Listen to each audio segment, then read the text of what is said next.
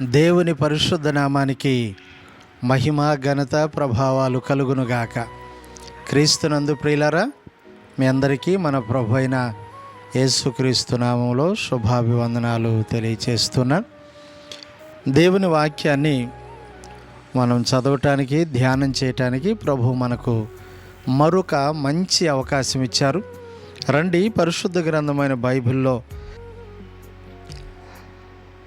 ఆదికాండ గ్రంథము 13వ అధ్యాయము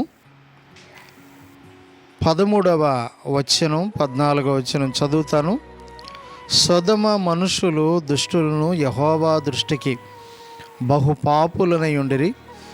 లోతు అబ్రహామును విడిచిపోయిన తరువాత యెహోవా, ఇదిగో నీ కన్నులెత్తి నీవు ఉన్న చోటు నుండి ఉత్తరము తట్టును, దక్షిణము తట్టును, తూర్పు తట్టును, పడమర తట్టును చూడుము. ఎందుకనగా నీవు చూచుచున్న ఈ దేశమంతటిని నీకును నీ సంతానమునకు సదాకాలం ఇచ్చేదను.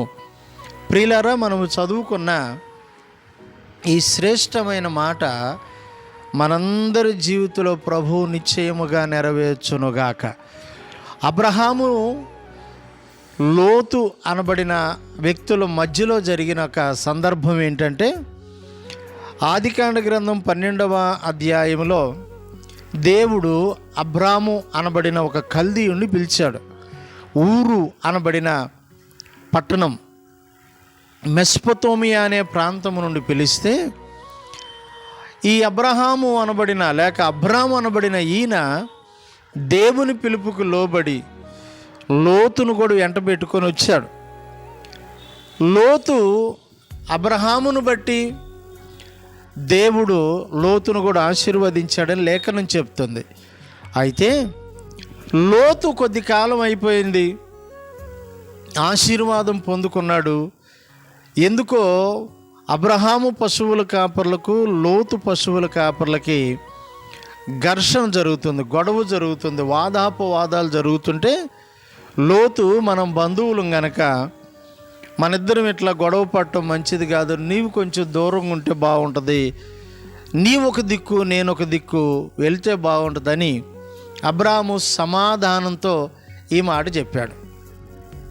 సమాధానం కోసం చెప్పిన ఈ మాట అబ్రాము లోతుకు ఏమనిపించిందంటే, అబ్రామునికి విడిచిపెట్టి వెళ్ళిపోతే బాగుంటుందేమో అనుకొని అతడంట తాను కన్నులెత్తి చూసి యొర్దాను ప్రాంతాన్ని, సొదొమ గొమొర ప్రాంతాన్ని అతను కోరుకున్నాడంట. ఆ విధంగా ఈ లోతు అబ్రామును విడిచి వెళ్ళిపోయాడు. ఎప్పుడైతే అబ్రామును లోతు విడిచి వెళ్ళిపోయాడో దేవుడే ఇప్పుడు మాట్లాడటం ప్రారంభించాడు. అబ్రహామా, లేకపోతే అబ్రామా, నీవున్న చోటు నుండి తూర్పు తట్టు, ఉత్తరము తట్టు, దక్షిణము తట్టు, పడమట తట్టు చూడు. నీవు చూస్తున్న ఈ దేశం నిశ్చయముగా నీకు నీ సంతానానికి సదాకాలం ఇస్తా. ఎందుకు దేవుడు ఇంత గొప్ప వాగ్దానం అబ్రాము జీవితంలో ఇప్పటి వరకు పలకలేకపోయాడు అంటే, నేనంటున్నాను, వాగ్దానం చేసిన దేవుడు, ఆశీర్వదిస్తానని చెప్పిన దేవుడు అబ్రామును పిలిస్తే ఈ అబ్రాము లోతును పట్టుకొని ఒకవేళ ఊగిలాడుతున్నాడేమో, లోతు మీదనే దృష్టి పెట్టాడేమో. అందుకు దేవుడు అంటున్నాడు, ఇప్పుడు నువ్వు కన్నులెత్తి చూడవలసింది ఈ 4 దిక్కులు చూడాలి.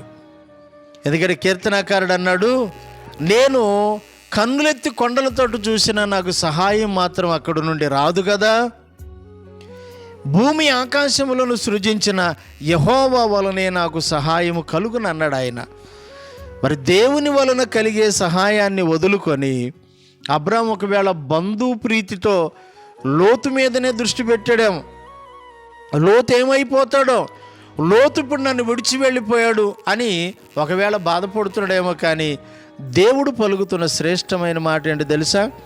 నేను నిన్ను నిశ్చయముగా ఆశీర్వదిస్తాను.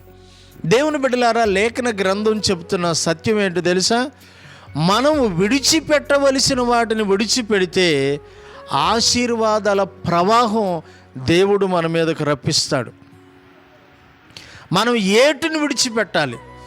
ఆనాడు యేసయ్య జక్కయ్య అనే ఆయన ఇంటి దగ్గరికి వెళ్ళినప్పుడు, జక్కయ్య యేసును చేర్చుకున్నప్పుడు జక్కయ్య జీవితంలో అన్యాయపు సొమ్మును విడిచిపెట్టాడు. ఇదిగో ప్రభువా నా ఆస్తి, సగం పేదలకు, సగం అన్యాయంగా తీసుకున్న వాళ్ళకి తిరిగి 4 అంతలు ఇచ్చేస్తానంటే, దేవుడు ఇతడును అబ్రహాము కుమారుడే, ఇతనికి రక్షణ వచ్చిందంటూ నేడే ఈ ఇంటికి కూడా రక్షణ వచ్చింది అన్నాడు ప్రభు.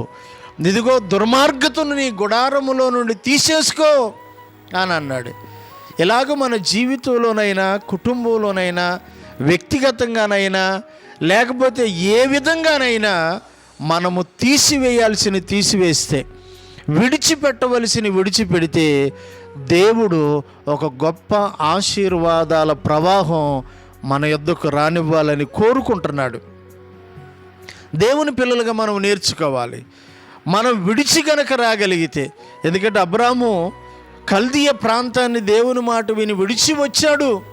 అయినప్పటికీ లోతును కూడా విడిచిన దాన్ని బట్టి అబ్రామును దేవుడు ఎంతగా దీవిస్తున్నాడు. ఒకానొక రోజున దేవుడు మాట్లాడుతున్నాడు, అబ్రామా నీవు ప్రేమించే నీ ఒక్కడైన కుమారుని నాకు ఇచ్చేయి అని అన్నాడు. మోరియా దేశానికి వెళ్ళు, బలిపీఠం కట్టు, పర్వతం ఎక్కు, అక్కడ నాకు కుమారుని దహన బలి ఇమ్మన్నాడు. దేవుడు అబ్రాము జీవితంలో ఒక్కొక్క కార్యం చేస్తున్న కొలది ఆయన ఆశీర్వదించినట్లుగా మనం ఆదికాండ గ్రంథములోని 22వ అధ్యాయంలో మనం ఇంచుమించుగా 14వ వచనం నుండి ఆ కింద వచనాలు చదువుతాం. దేవుడు అంటాడు, నిశ్చయముగా నేను నిన్ను ఆశీర్వదిస్తాను. ఎందుకు? ఈ కారణాన్ని బట్టి నువ్వు నాకు భయపడుతున్నావు, ఈ కారణాన్ని బట్టి నువ్వు నన్ను ప్రేమిస్తున్నావని. ఇదిగో ఈ కార్యము చేసావు, నీకు ఒక్కడయ్యన్న కుమారుని ఈయటానికి నాకు వెనుదీయలేదు నీవు, కాబట్టి నేను నిన్ను ఆశీర్వదిస్తాను అని అన్నాడు. ప్రియులారా, ఈ దినము, ఈ సమయంలో ప్రతి ఒక్కరికి కావలసిన ఆశీర్వాదాలు దేవుని యొద్ద ఉండగా వాటిని పొందుకునే సులువైన మార్గం ఏంటో తెలుసా? నువ్వు విడిచిపెట్టాల్సింది విడిచిపెడితే, తీసివేయాల్సింది తీసివేస్తే దేవుడు తప్పక నీ జీవితంలో అద్భుత, ఆశ్చర్య, ఘనకార్యాలు చేస్తాడు. అలాంటి కృప నీకు, నాకు, మనందరికీ ప్రభు అనుగ్రహించునుగాక. ఆమేన్.